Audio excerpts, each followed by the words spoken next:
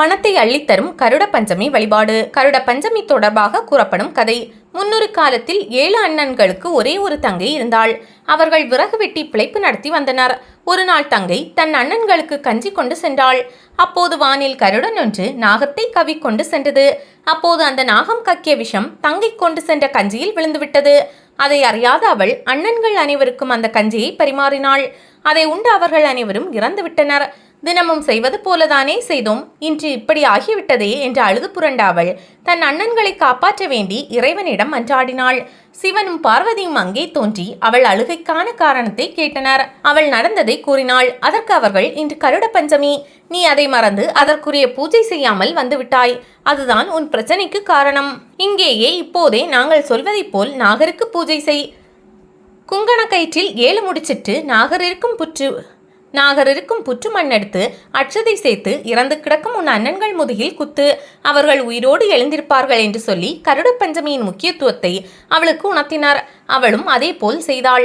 இறந்து கிடந்த அண்ணன்கள் அனைவரும் உயிர் பெற்று எழுந்தனர். இதை பிரதிபலிக்கும் வகையில் கருட பஞ்சமி விரதம் கடைபிடிக்கப்படுகிறது. இன்றும் கூட கருட பஞ்சமி அன்று பெண்கள் தங்கள் உடன் பிறந்தவர்கள் முதுகில் அட்சதையிட்டு குத்தி அவர்கள் தரும் சீரை பெற்றுக்கொள்வதை சில இடங்களில் காணலாம். விரத முறை. வளர்பிறை பஞ்சமியில் கருடனுக்குரிய விரதத்தை கடைபிடிக்க வேண்டும்.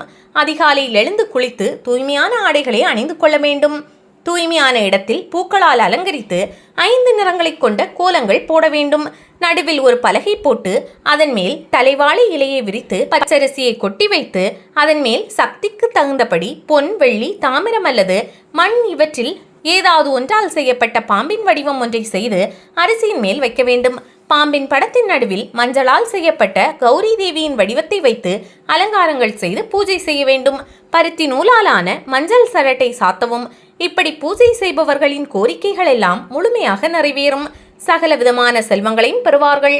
அதோடு முக்தியும் அடைவர். இந்த பூஜை செய்வதனால் நாகதோஷம் நீங்கும். கருட புராணம். முக்திக்கு வழி செய்வதில் கருடனின் பங்கு அது முக்கியமானதாக அமைகிறது. இதை பற்றி விவரமாக அறிய கருட புராணத்தை கோவில் அல்லது பொது இடங்களில் அமர்ந்து படித்து தெரிந்து கொள்ளலாம். கருட புராண புத்தகம் 19,000 ஸ்லோகங்களை உள்ளடக்கியது. கடைசி அத்தியாயத்தில் மரணத்திற்கு பின் மனிதனின் நிலையை பற்றிய தகவல்களும் அவரவர் செய்த வினையின் அடிப்படையில் சொர்க்கம் மற்றும் நகர உலக பலன் போன்ற செய்திகளும் அடங்கியுள்ளன. குறிப்பாக இந்து தர்மத்தில் ஓர் உயிர் மனித உடலை விட்டு பிரிந்த நேரத்தில் வீட்டில் படிக்க வேண்டிய ஒரு முக்கியமான புராணமாக கருட புராணம் சொல்லப்படுகிறது. பணவரவுக்கு கருட பஞ்சமி விரதம். கருட பூஜையை வீட்டின் முன்பகுதியில் உள்ள திறந்த வெளியில் வைத்து செய்தால் சிறப்பு. ஒரு தட்டில் நெல்லை பரப்பி அதன் மீது தேங்காய், மாயிலை, சந்தனம், குங்குமம் வைத்து பூஜையை தொடங்க வேண்டும். முதலில் விநாயகரை வழிபட வேண்டும். பூஜை செய்யும் பெண்கள் நல்ல முறையில் விரதம் கடைபிடிக்க வேண்டும். அப்படி செய்தால் பூஜை முடிந்ததும் விண்ணில் கருடன் பறக்கும்.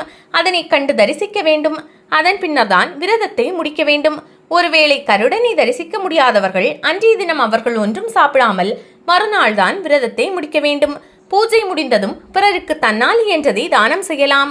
இப்படி செய்தால் பணவரவுக்கு பஞ்சமே இருக்காது. பெருமாளின் வாகனமாக விளங்கும் கருடனுக்கு உரிய விரதம் தான் கருட பஞ்சமி விரதம். ஆடி மாதம் வளர்பிறை பஞ்சமி அன்று இந்த விரதம் கடைபிடிக்கப்படுகிறது. நாளை செவ்வாய்க்கிழமை கருட பஞ்சமி விரத தினமாகும். பலன்கள். கருடனை வணங்கினால் பகவானை வணங்கிய பலனுண்டு.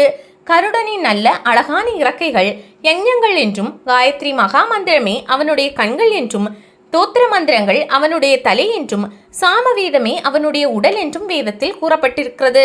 கருடனை ஞாயிற்றுக்கிழமைகளில் தரிசனம் செய்தால் நோய்கள் நீங்கும். திங்கட்கிழமை தரிசிக்க சுகங்கள் கிடைக்கும். துன்பங்களும் துயரங்களும் விலகும். செவ்வாய்க்கிழமையில் தரிசிக்க துணிவையும் மகிழ்ச்சியையும் அளிக்கும். புதன்கிழமைகளில் கருடனை தரிசித்தால் வஞ்சனை கொண்டவர் விலகுவர், விரோதிகள் அழிவர், வெற்றி உண்டாகும். வியாழக்கிழமைகளில் தரிசிக்க நீண்ட ஆயுளும் செல்வங்களும் வாய்க்கும். வெள்ளி மற்றும் சனிக்கிழமைகளில் கருடனை தரிசனம் செய்தால் லட்சுமி கடாட்சம் உண்டாகும். நாகதோஷம் நீக்கும் கருட பஞ்சமி வழிபாடு. நாளை கருட பஞ்சமி தினம் ஆகும். இந்த நாளில் கருடாழ்வார் வழிபாடு மற்றும் அம்பிகை வழிபாடு மேற்கொண்டால் நினைத்த காரியங்கள் நிறைவேறும். திருமணமான பெண்கள் கருட பஞ்சமி நாளில் கருடனை நினைத்து விரதம் இருந்து பூஜை செய்தால் நாகதோஷம் நீங்குவதோடு கருடனை போல புத்திமானாகவும் வீரனாகவும் பிள்ளைகள் பிறப்பார்கள் என்பது நம்பிக்கை.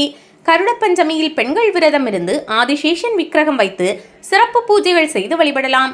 வீட்டின் பூஜை அறையில் அம்பிகைக்கு முன்பு கருடரையும் நாகராஜரையும் எண்ணி வழிபடலாம். புற்று கோயிலுக்கு சென்று புற்றுக்கு பாலூற்றி வழிபடலாம். பெருமாள் கோயில்களில் உள்ள கருடாழ்வார் சன்னதியில் நெய் விளக்கு ஏற்றி வைத்து வழிபடலாம்.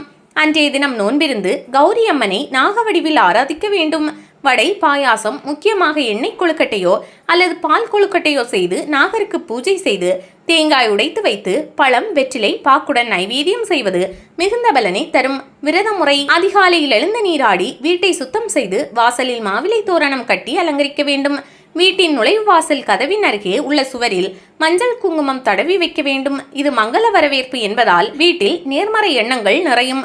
பூஜை அறையிலோ அல்லது வேறு ஒரு தூய்மையான இடத்திலோ பூக்களால் அலங்கரித்து 5 நிறங்களை கொண்ட கோலங்கள் போட வேண்டும். நடுவில் ஒரு பலகை போட்டு அதன் மேல் தலைவாழை இலையை விரித்து பச்சரிசியை கொட்டி வைத்து அதன் மேல் நாக உருவத்தை வைக்க வேண்டும். மஞ்சளால் செய்யப்பட்ட கௌரி தேவியின் வடிவத்தை வைத்து அலங்காரங்கள் செய்து பூஜை செய்ய வேண்டும். பருத்தி நூலாலான மஞ்சள் சரடை சாத்தவும். அன்னை கௌரியம்மன் நாகத்தின் உருக்கொண்டு வருவதாக ஐதீகம்.